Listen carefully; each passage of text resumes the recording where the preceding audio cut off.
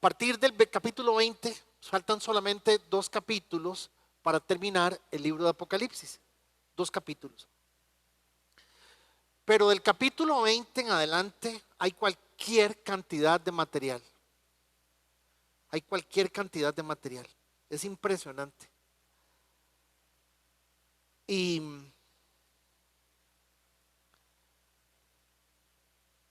esta mañana, cuando llegamos a la semana 53, durante 53 semanas hemos avanzado versículo a versículo en el libro de Apocalipsis. Y de verdad que le doy infinitas gracias a Dios, y no se asusten de lo que estoy a punto de decirles, porque se lo dije anoche a los hermanos que se congregaron. Le dije anoche a los hermanos que se congregaron que, les digo, ¿entendieron? Y se me quedaron viendo así como diciendo, digo, yo tampoco.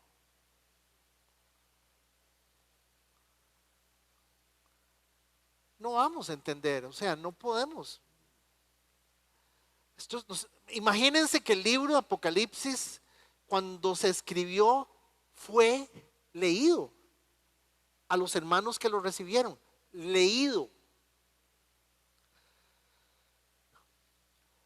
La palabra de Dios se compiló, la palabra de Dios se armó. Esto se armó en el año casi 500 y pico. 380 esto. O sea, una pregunta. Si le estoy diciendo que la palabra de Dios se armó en el año 300 y pico, ¿qué pasó con todos los hermanos que hubo desde el año 0 hasta el año 300 y resto? Tenían algunos escritos, habían algunos escritos que ellos tenían.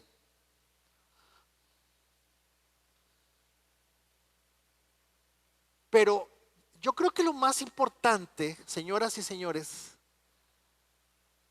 lo más importante de entender esta mañana todos, es que Jesús dijo que el Espíritu Santo iba a estar aquí.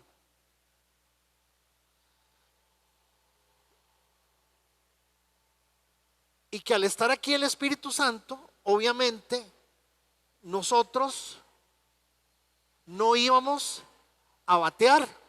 Hijo de Dios, ¿qué es eso? Reney, ciérrese la cortina, porfa. Es así, ciérresela de ahí. Nunca ha llegado al Ministerio de Salud, no creo que llegue hoy.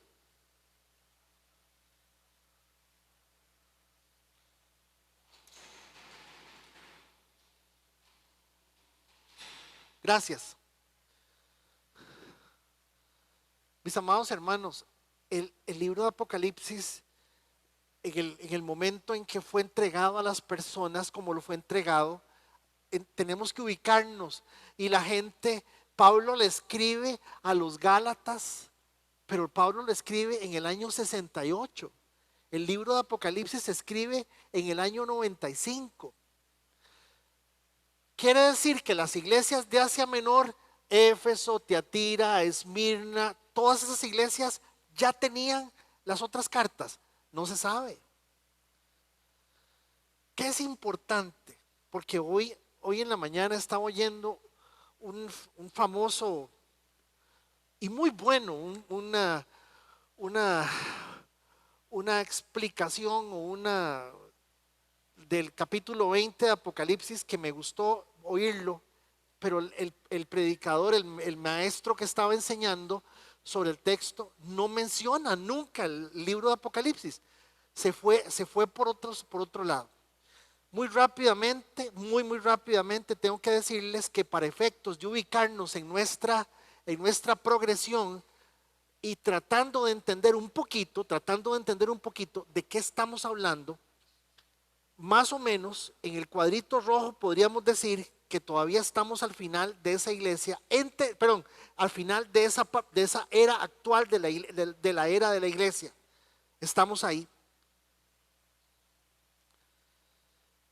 Pero tenemos que entender que el libro empieza hablando de que se desatan 4 jinetes y que dijimos que los jinetes, obviamente con la Primera Guerra Mundial, la Segunda Guerra Mundial, con otro montón de guerras y con otro montón de problemas que han existido, tenemos que decir que el mundo ha visto a los jinetes durante todo este tiempo.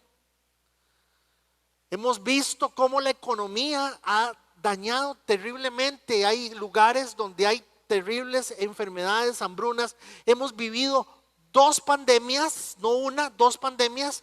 Lo que pasa es que la pandemia anterior se vivió en 1921 y en 1921 puede usted imaginarse, terminó en 1921 la famosa pandemia española, que no fue en España, fue España quien la difundió. Voy bien, más o menos, voy bien. Hemos vivido una serie de acontecimientos que hemos dicho que tienen que ver con los jinetes, que hablan de guerra, que hablan de enfermedad, que hablan de maldad, que hablan del problema de la economía. Pero dijimos que el primer jinete era un caballo blanco y que ese caballo blanco representaba el engaño. La mayoría de teólogos hablan de que ese caballo blanco representa el anticristo o representa el engaño, que es lo mismo que el anticristo. Y una de las cosas que ha sido más visible en estos tiempos es exactamente eso, el engaño. ¿Por qué? Porque por muchos años, muchas de las cosas que se consideraban realmente genuinas, a mí no se me olvida que una de las cosas que para mí fueron muy importantes era haber visto cómo la Biblia me enseñaba cosas que yo no las había aprendido por mi tradición religiosa. La tradición religiosa no me dejaba a mí entender las cosas porque así como me las habían enseñado, así tenía que creerlas. Pero cuando empiezo a leer la Biblia, la palabra de Dios, me doy cuenta de que sí hay una gran diferencia entre lo que se enseña y lo que está escrito. Pero eso fue cíclico. Hoy tenemos el mismo caso. Hoy tenemos cualquier cantidad de cosas, gente enseñando que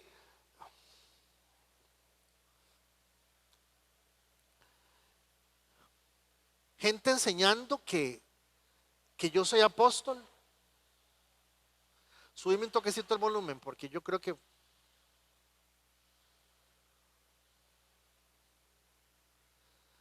hablando sobre paternidad, por ejemplo, diciéndole a las personas que yo soy el papá de ustedes, papá espiritual. Y que entonces el que no diezma se va para el infierno. ¿Me voy a entender? Eso es lo que estamos viviendo hoy. Le estamos diciendo a la gente que la bendición está en el dinero. Y eso es mentira.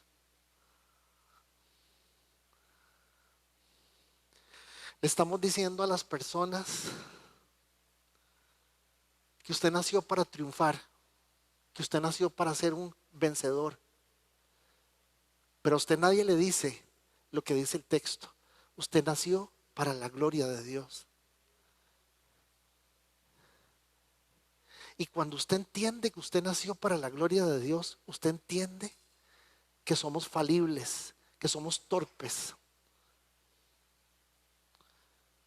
que somos malos. Entonces, hay una clara discusión entre la realidad y lo que la palabra está enseñando. Entonces estamos viviendo en tiempos donde se le enseña a la gente que usted tiene que llegar y sentir la atmósfera aquí, la atmósfera. Si usted no siente, usted no tiene al Señor.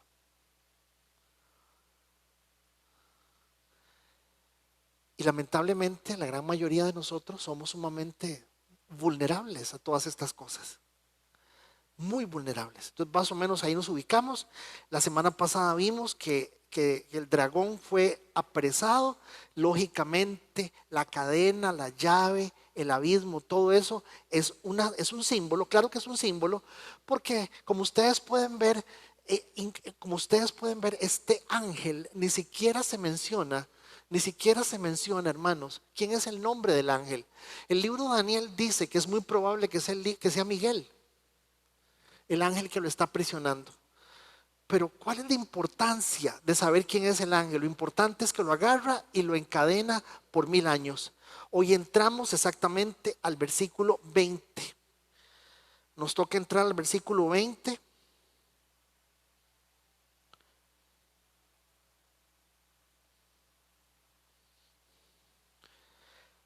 Y en el versículo 20, perdón, capítulo 20, versículo 4, dice: después vi tronos. ¿Cuántos? No dice. No dice cuántos. Dice vi tronos. Y los que estaban sentados en ellos habían recibido autoridad para juzgar. Noten que estamos entrando exactamente a la quinta visión de Juan. Dijimos que el libro de Apocalipsis son 7 visiones que van en orden. Eso sí va en orden. Y aquí entramos a la quinta visión. Dice: después vi tronos y los que estaban sentados en ellos y han recibido autoridad para juzgar. Hay un punto y seguido, ¿lo ve? O sea, hay una parte ahí que en nuestra traducción hay una regla gramatical que dice hay otra idea. La siguiente idea, siguiente grupo. Noten que hay un siguiente grupo.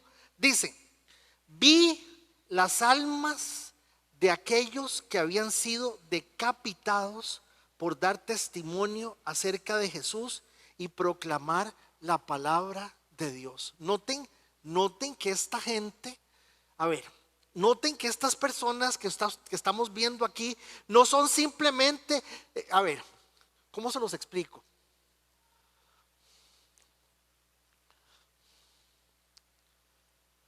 Aquí está don Quique con su hijo. Siempre se nos dijo que cuando la gente no creía en el Señor y la gente no le había entregado su corazón al Señor, el día del arrebatamiento, entonces, cuando se daba el arrebatamiento, los creyentes que son la iglesia se van con el Señor y la otra gente se iba a quedar. ¿Sí voy bien? ¿Sí me estoy dando a entender? Bueno, uso el ejemplo de Daniel y de Quique, porque entonces usted se da cuenta que Daniel se dio cuenta que el papá se desapareció. Si usted se pone a pensar que Daniel, siendo un muchacho joven, empieza a decir: wow, esto lo vimos en la iglesia. Uy, ¿qué pasó? Papá se fue, mamá no está. ¿Qué pasó? ¿Qué está sucediendo? La persona entra en confusión. Pero yo necesito que usted lea lo que está ahí. Ahí no dice que la persona que está ahí es una persona que está confundida, ni que está perdida, ni que es un sobrante de algo que sucedió. Vea lo que dice ahí. Dice que vi las almas de aquellos que habían sido decapitados. Perfecto, les cortaron la jupa. No hay ninguna duda de eso. Por dar testimonio, estaban predicando acerca de Jesús y proclamando la palabra de Dios. Noten que la figura que siempre nos han dicho que se va Roxana, pero se queda Natalia. Se va Beatriz, pero se queda Ivonne. ¿Me doy a entender? O sea, cuidado. Porque dice que esta gente, porque recuerden que hemos estado hablando sobre el tema del arrebatamiento. Y una de las cosas que hemos estado hablando sobre el tema del arrebatamiento es que hay 3 posiciones sobre el tema del arrebatamiento, y las 3 posiciones son bastante buenas. Es más, hay 4. Hay una posición que dice, mis hermanos, que antes de la tribulación la iglesia del Señor va a ser arrebatada. Libro de Tesalonicenses, excelente la forma. Dice: seremos tomados y nos encontraremos con el Señor en las nubes. Está la segunda posición que dice que eso se va a dar, pero se va a dar a la mitad de la tribulación. A la mitad. Está la tercera posición que dice que eso se va a dar al final de la tribulación. Exactamente al final. Hoy está complicada la cosa. Y luego está la cuarta posición que dice que no va a haber arrebatamiento, que no, que la venida del Señor, simplemente el Señor viene, es una sola venida. Y en el momento de la venida del Señor vamos a ser transformados, no hay arrebatamiento. Ahora, cuando usted se pone a analizar de dónde sale el tema del arrebatamiento, el tema del arrebatamiento aparece en 1880 por un señor que se llamaba John Darby. Nadie creyó eso hasta 1800. ¿Qué nos hace entender eso? Que si hay, esté listo. Y si no hay, esté listo. ¿Sí me voy a entender? Esté listo, punto. Entonces noten que dice aquí el texto que la gente que Juan está viendo tronos. Ahí están. Ahí están. Están medio feos, pero digamos que esos son. Son gente que está lista para juzgar. Después Juan está viendo otro grupo de personas, que son las personas que no habían adorado a la bestia ni a su estatua, ni habían aceptado su marca en la frente o en la mano. Volvieron a la vida. ¿Qué ven? ¿Qué ven? Que siempre que la Biblia dice que los hijos de Dios vuelven a la vida, va a hablar de cuerpos glorificados igual que el del Señor. Me estoy dando a entender. Pero dice que las mismas personas volvieron a la vida. No le echemos el cuerpo al texto. El mismo texto dice que la misma gente volvió a la vida con el cuerpo que tenía. ¿A dónde le quedó la cabeza? ¿Quién sabe cómo hicieron? ¿Se la pegaron? ¿La encontraron? Yo no sé. Eso es un asunto de Dios. Pero ya aquí se los digo porque el capítulo 20 tiene estas cosas. De hoy en 8, si Dios nos presta vida y puedan venir, van a ver a qué se refieren con el tema del milenio y estas cosas. Pero noten que dice, ellos no habían adorado a la bestia ni a su estatua, ni habían aceptado su marca en la frente o en las manos. Volvieron a la vida. Eso es fascinante, hermanos, que diga volvieron a la vida. O sea, cuando el Señor llama a Lázaro, el Lázaro que se levanta es Lázaro González, el mismo Lázaro. Pero resulta que cuando estamos hablando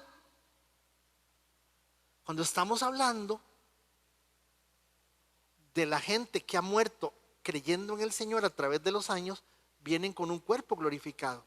Volvieron a la vida y reinaron con Cristo.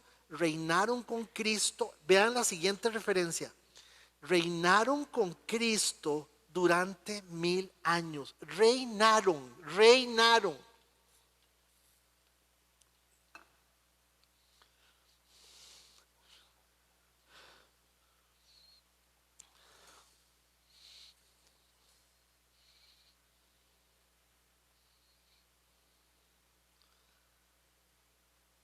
¿Qué significa reinar?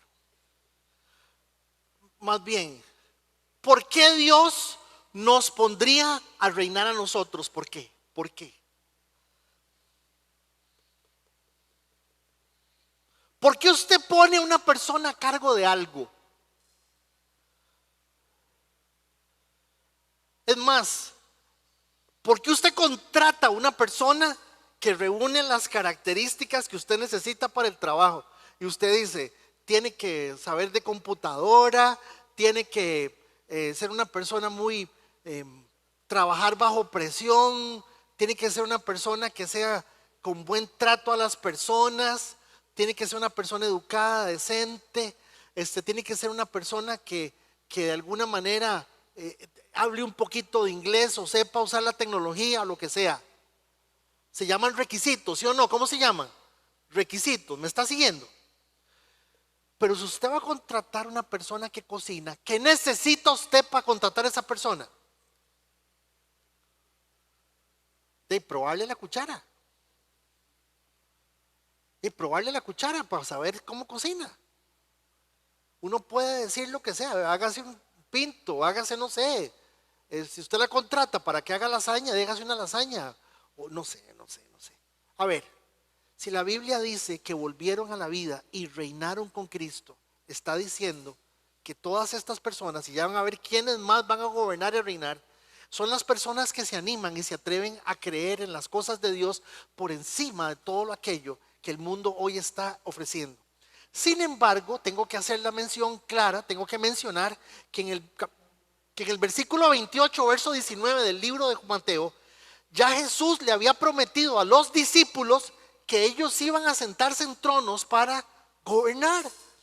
De cierto les digo que cuando todo sea hecho nuevo, estamos hablando de este momento, y el Hijo del Hombre ocupe el trono de su gloria, también ustedes, los que me han seguido, ocuparán 12 tronos para juzgar a las 12 tribus de Israel.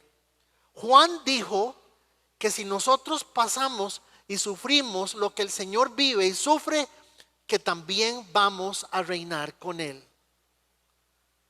Capítulo 2, versos 2 y 11 del libro de Timoteo. Fíjense además que hay otra situación interesante, y es que hay más versículos en el Nuevo Testamento en donde se le dice a la gente que vamos a juzgar a Israel, a los ángeles, a las naciones. Hay más juicios, pero evidentemente no lo dice explícitamente. No dice explícitamente. En el capítulo anterior vimos la victoria del Cordero, y lo que tenemos que ver es que en este momento lo que el Señor está diciendo es: ahora sí, ya está el diablo amarrado, ya Babilonia cayó, todo el sistema religioso cayó, ya no hay apóstoles, ni profetas, ni papá espiritual, ni mamá espiritual, ni pastora, ni nada de eso. No hay ninguna de esas cosas. Ya no hay papa, ya no hay nada importante. Lo único importante es la iglesia del Señor, su palabra, y es todo lo que hay. Ya está el sistema caído, ya está Satanás amarrado. Y ahora sí, ¿qué está sucediendo? Que el Señor le está diciendo a la gente cuál va a ser la condición de las personas. Fíjense ustedes que las almas de los que fueron decapitados son las personas que vienen, que han estado, pasaron por la gran tribulación. Y simplemente lo que dice el Señor, van a gobernar con el Señor 1000 años. Entro al versículo 4, que es exactamente el mismo texto.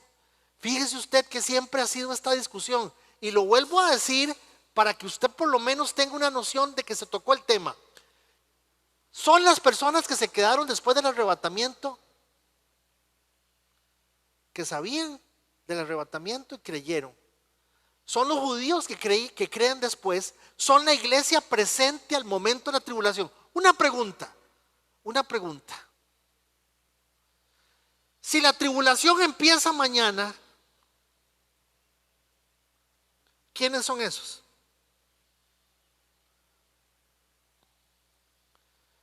Digamos que la tribulación empieza mañana. ¿Quiénes son esos?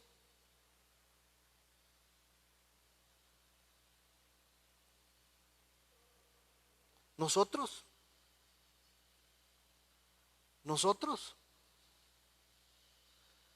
Bueno, nosotros. Si a Pablo le dicen: Pablo, usted se va a poner la marca de la bestia, y Pablo dice que sí, pues obviamente Pablo no estaba ahí apuntado en el grupo obviamente.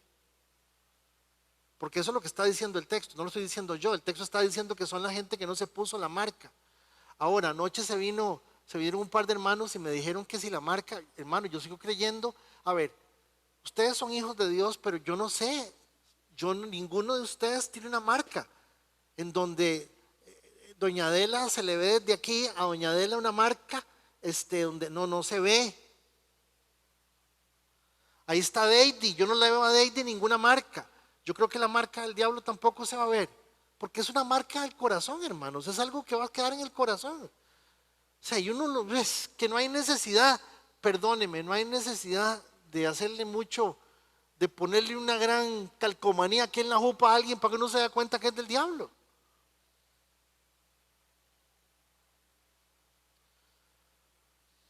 no sé.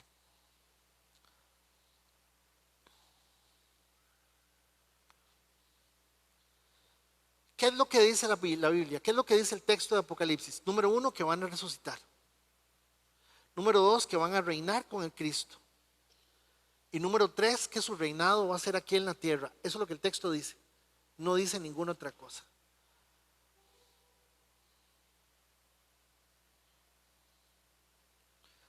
Versos 5 y 6 dice: esta es la primera resurrección.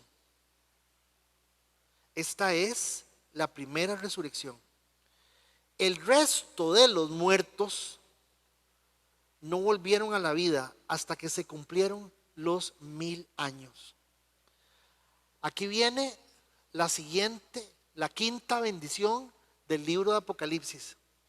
Benditos y santos son aquellos que forman parte de la primera resurrección, porque la segunda muerte no tiene ningún poder sobre ellos, sino que serán sacerdotes de Dios y de Cristo, y reinarán con Él durante 1000 años. Entonces, note que está hablando de exactamente que las personas que pasaron por la tribulación y perdieron su vida,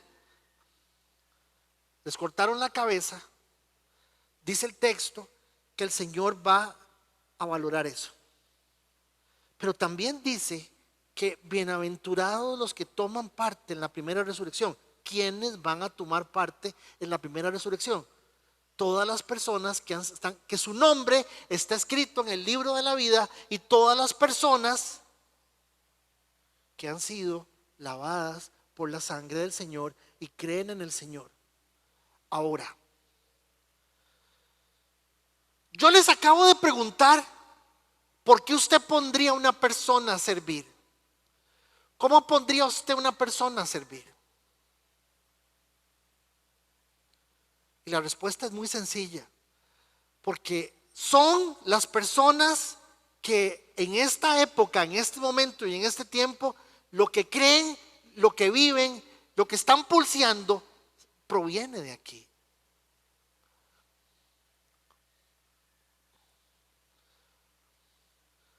Si usted me pregunta a mí, se lo voy a poner desde otra perspectiva, de qué trata este libro. Es un manual de liderazgo, preparándolo a usted para que sea capaz de poder gobernar con el Señor de una u otra manera.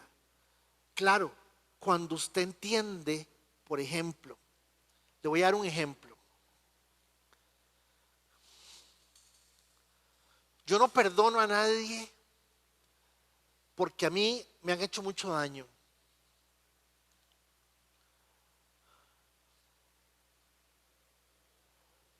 Por eso a mí no me gusta meterme con nadie y yo no perdono a nadie. O sea, ojo al pensamiento de la gente.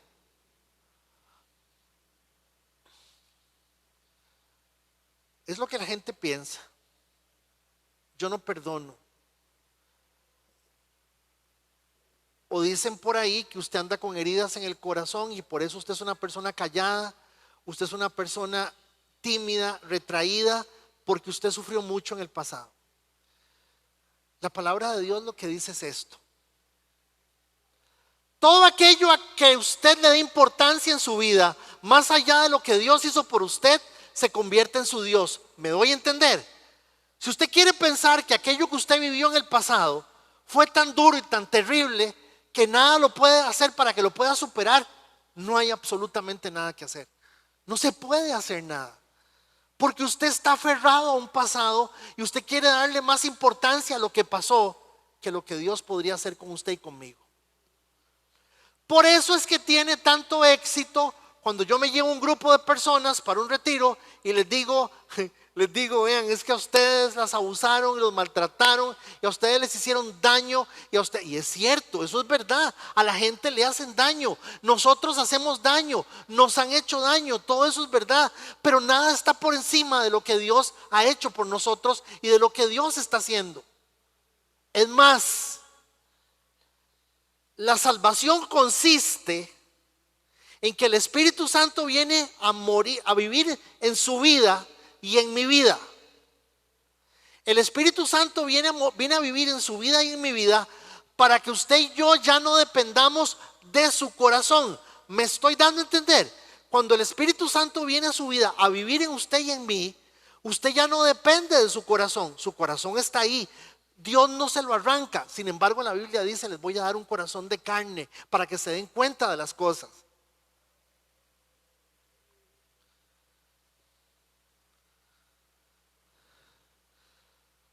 Una de las razones por las cuales terminamos, yo me salí de Enfoque a la Familia en el mejor de los momentos en que estaba lo mejor de lo mejor. Estábamos ya en televisión, en radio, en todo lado.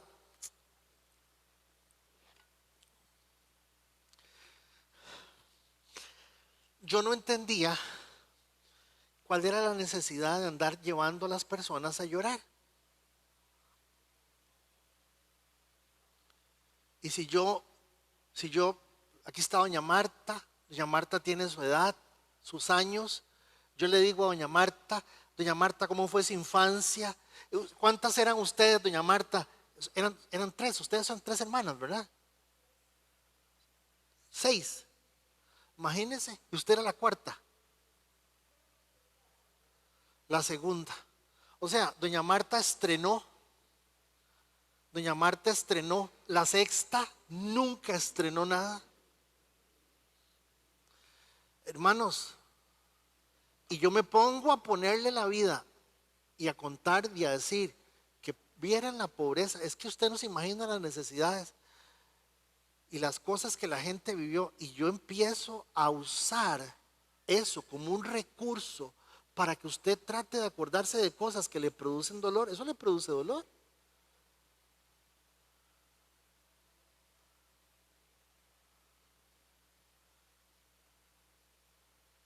Pero la gente no sabe que Dios ha hecho lo que sea para poder salvar su corazón, porque el valor que usted tiene para Él es tan grande que Él ha preferido que usted pase y sufra y viva todo lo que tenga que pasar y sufrir, simplemente para que un día usted pueda llegar a este punto. Benditos santos son aquellos que forman parte de la primera resurrección, porque la segunda muerte no tiene ningún poder sobre ellos, sino que ¿serán qué? Sacerdotes. ¿Cómo sacerdotes? Estando el Señor aquí. Véanlo, es que el capítulo 20 tiene cosas bien interesantes, bien raras, bien. ¿Para qué sacerdotes en este momento si el Señor está aquí con nosotros?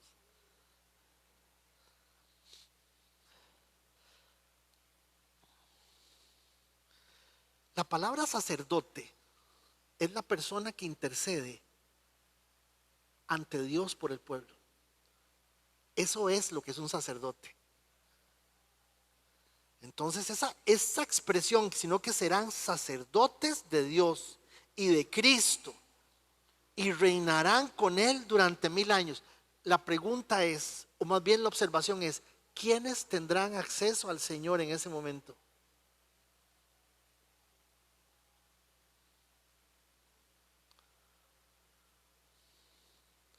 Avanzo.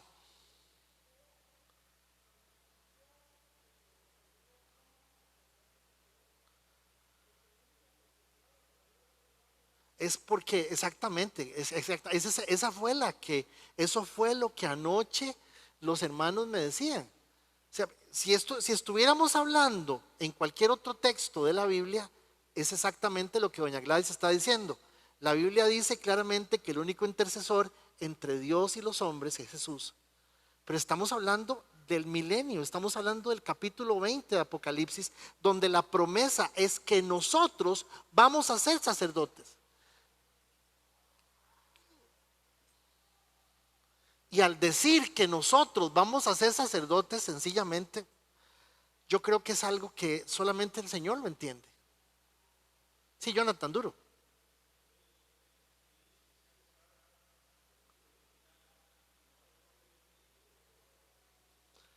Es que qué belleza, esas son las cosas que Hay tres posiciones. La primera posición es que los 1000 años son simbólicos. Y hay mucha gente que lo cree como un tiempo simbólico. O sea, no son 1000 años, que es infinito. Se usa el número 1000 como una referencia de algo. Dos, la segunda posición es que es literal. Estamos hablando de 1000 años. Pero claro, cuando estamos hablando de 1000 años, tenemos que entender que Jesús resucitó al tercer día. Tenemos que entender que la Biblia está llena de números, que el libro de Apocalipsis está lleno de números. 7 copas, cuatro jinetes, 7 copas, números, y son números reales.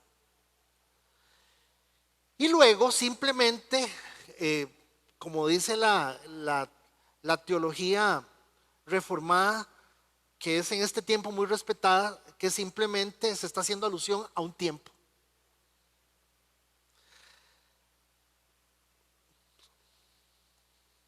Lo que yo voy a decir no tiene ningún valor.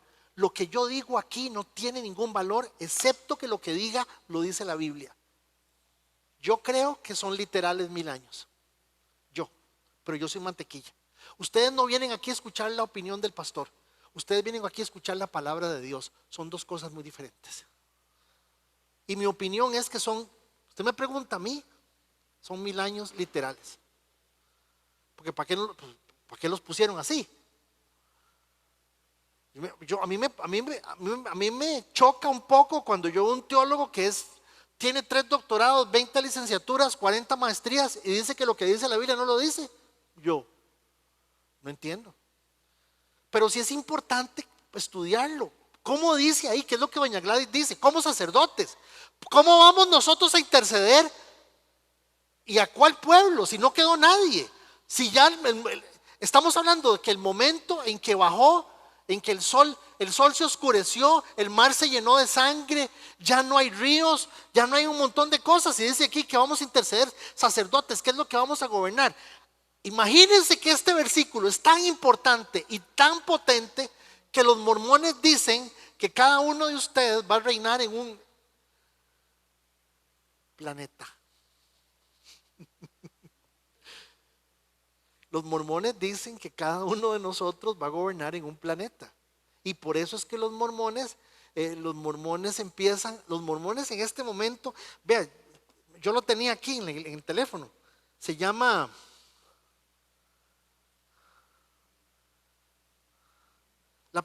la aplicación es gratis, se llama Family o Familia no sé qué. La aplicación de los mormones es gratis, usted puede meterse ahí, usted le pone Gladys Saborío, ¿Saborío qué? Gladys Saborío Alfaro. La aplicación de los mormones inmediatamente sola, ahora con inteligencia artificial, agarra y empieza. Mamá de Gladys, fulana de tal, papá de Gladys, y empieza, se tira para atrás. Hasta dónde pueda llegar. Y dice, si yo perdí, es más, la misma aplicación dice, si yo perdí alguna persona y usted la sabe, póngala ahí. ¿Por qué? Porque los mormones se están bautizando por las personas que ya murieron.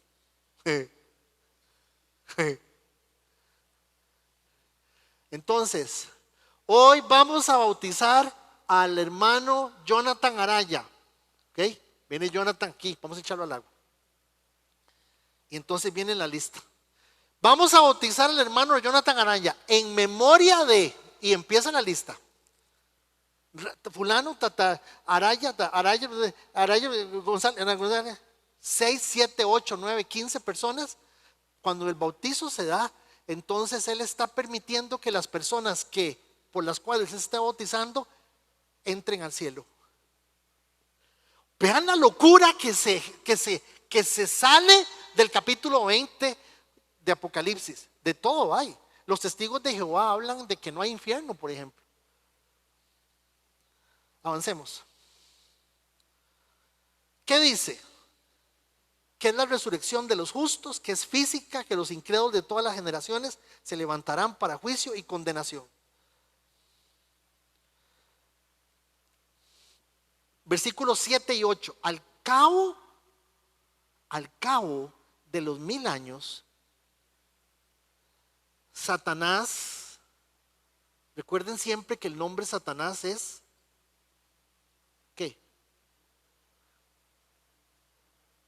Engañador, mentiroso, eso significa Satanás. Al cabo de los 1000 años, Satanás fue puesto en libertad de su prisión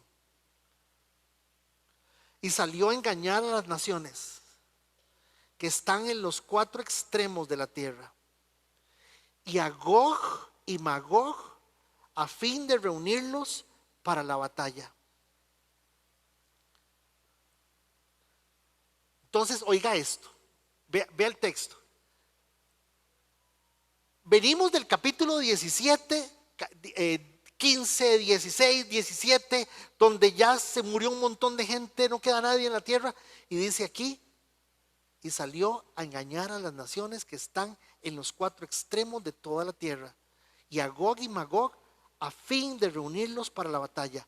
Su número era incontable como la arena del mar. Perdonen, ¿eso se entiende? No. No es fácil de comprenderlo, porque estamos en un tiempo en donde ya pasaron los 1000 años. Estamos reinando con el Señor. El diablo es soltado y sigue habiendo gente mala. Wow.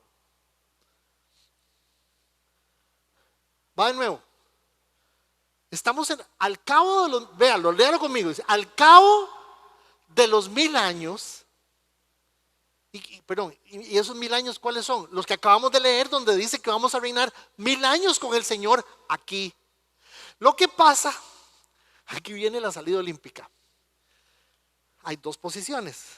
Una posición que dicen que el gobierno del Señor de los 1000 años va a ser aquí, que es lo que el texto está diciendo. Y la otra posición es la que dice que va a ser en el cielo. Y si va a ser en el cielo, ¿para qué vino el Señor? O sea, vamos a bajar, porque hay que estar en la batalla de Armagedón. Viene con la iglesia y viene con los muertos de todos los siglos. Todos los muertos de todos los siglos vienen a Armagedón. Solamente hay un arma en la batalla de Armagedón, es la espada del Señor. Va a matar a todo el mundo con la espada, con solamente, seguramente hacerle así, se muere todo el mundo. Está bien. Ok, todos estamos aquí.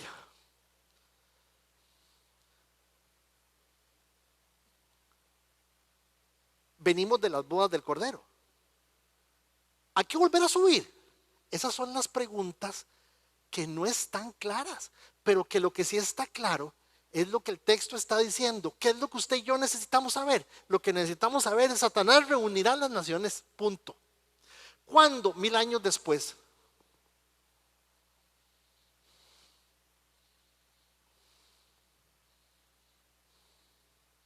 ¿Quién es Gog y Magog? Bueno, con solo que usted se meta a Google y le ponga Gog y Magog, le van a decir que es Rusia y China. Pero no se la juegue. Mejor digamos que es todo lo que se opone a Dios. Y ahora sí, lo que dice el texto es que esa será la batalla final. Esa será la batalla final. Termino. Versículo 9.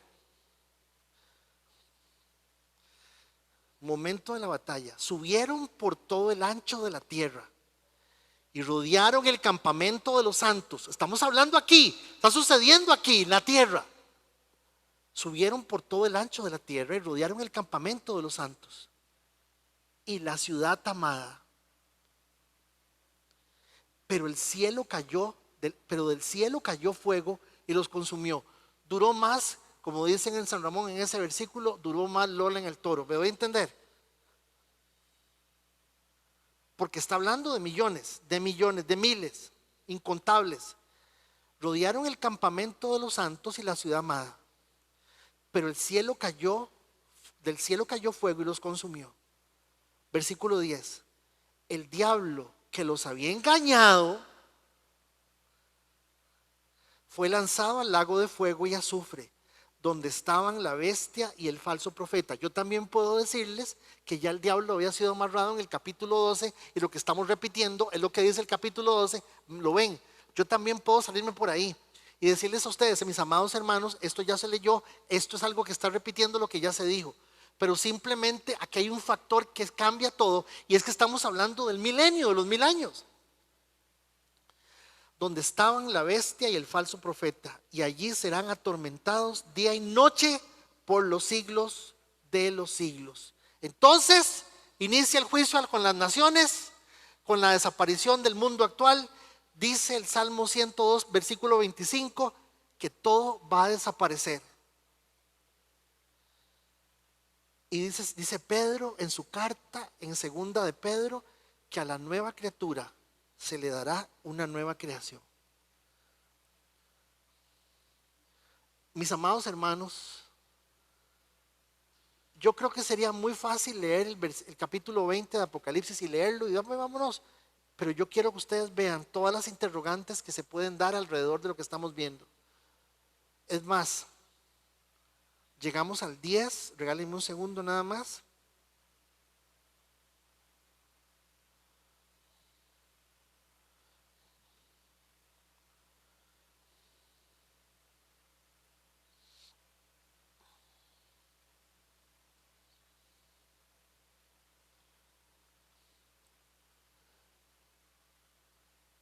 Y vi un gran trono blanco al que estaba sentado en él. La tierra y el cielo huyeron de su presencia, pero no encontraron ningún lugar para esconderse. Vi a los muertos, tanto grandes como pequeños, de pie delante del trono de Dios. Los libros fueron abiertos, entre ellos el libro de la vida. A los muertos se les juzgó de acuerdo a las cosas que habían hecho, según lo que estaba escrito en los libros. El mar entregó a sus muertos y la muerte a la tumba. También entregaron sus muertos y todos fueron juzgados según lo que habían hecho. Entonces la muerte y la tumba fueron lanzadas al lago de fuego. Este lago de fuego es la segunda muerte. Y todo el que no tenía su nombre registrado en el libro de la vida fue lanzado al lago de fuego. Esta es la parte que nos falta. Obviamente no la vamos a ver hoy, la vamos a ver de hoy en 8. Pero noten que dentro de la recapitulación que venimos haciendo del libro de Apocalipsis, que viene repitiendo las mismas escenas, esta es en el milenio. Y no hay necesidad de salirse de ahí y verlo de esa manera. ¿Qué sigue? ¿Qué vamos a ver de hoy en 8? El juicio final. Así se llama, el juicio final. Al decir el juicio final, nos está diciendo qué va a pasar con Satanás, qué va a pasar con la gente que nunca reconoció al Señor, qué pasó con la gente mala, la gente que vivió su vida, la gente que no aceptó al Señor simplemente, para entrar al final del libro, capítulo 21, la Nueva Jerusalén. Lo fascinante de la Nueva Jerusalén es que, como buena película de ciencia ficción, o más bien la ciencia ficción se inspiró mucho en esto, dice: entonces vi un cielo nuevo y una tierra nueva, porque el primer cielo y la primera tierra habían desaparecido completamente, y también el mar. Wow. Sigue la vida, sigue la vida. Pero no se les olvide que cuando Adán caminaba aquí en esta tierra con su mujer, la mujer de Adán no se llamaba Eva, se llamaba igual que él. Si él se llamaba Adán, él se llamaba Adana.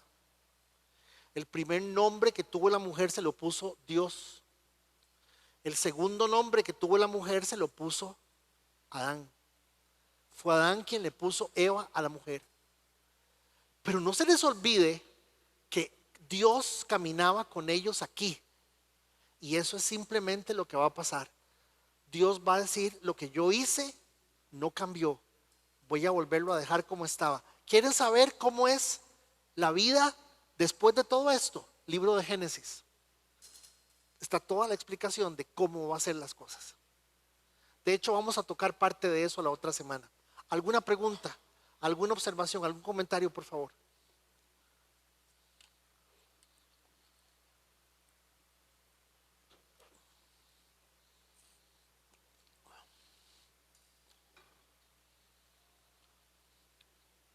¿Está claro? No me digan que sí. Me da mucho gusto ver a doña Flori. Qué gusto verte. Eh, a doña Eli, que está con nosotros aquí. Vamos a orar por la mamá de ay, se me fue, de Ronald. La mamá de Ronald está a, a momentos de partir. Y uno quiere, uno quiere por su corazón retener la gente, pero esperemos que sea Dios quien disponga las cosas. Vamos a orar por ellos, por la salud de doña Flori. Pónganse de pie. En 15 días se nos casa Jonathan. Vamos a orar por él. Habrá que hacer una vigilia para eso, no con que oremos hoy, ¿verdad? No es cierto.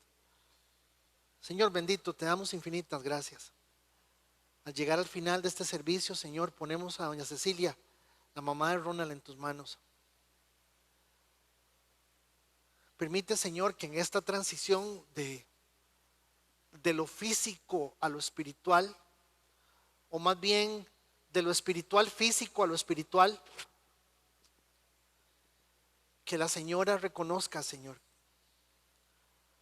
tu presencia, que la señora reconozca que tú eres el Señor. Oramos por su alma, oramos por su salvación. Donde quiera que esté esta señora, Padre Santo, oramos por doña Cecilia. Nosotros no sabemos qué va a suceder. La última palabra la tiene usted, pero sabemos que la oración hace la diferencia. Señor, si usted dispone que doña Cecilia permanezca más días en esta tierra, permite que esos días sean para tu gloria, Señor, y para que ella te conozca. Oramos una vez más por doña Flori, Señor, por su salud, por todo lo que ella ha estado pasando. Por esta señora que ha sido probada en todo, Señor, de muchas formas, que también, Señor, siempre te ha honrado y siempre te ha servido, Padre Santo. Oramos por don Jorge, Señor, que también está pasando por esta situación y ya lleva 4 años, Señor, en esto. Oramos, Señor, por don Danilo, por don Hugo, Señor, que tiene este diagnóstico y sabemos que es un diagnóstico difícil. Pero te suplicamos en el nombre de Jesús que usted intervenga en la vida de cada uno de ellos, Señor. Te suplicamos, Señor, que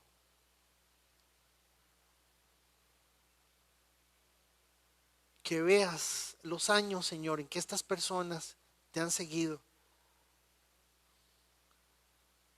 Que ellos puedan ver tu promesa cumplida en sus hijos, Señor, desde todo punto de vista. Oramos por Jonathan y por Mila, Señor. Casarse en este tiempo es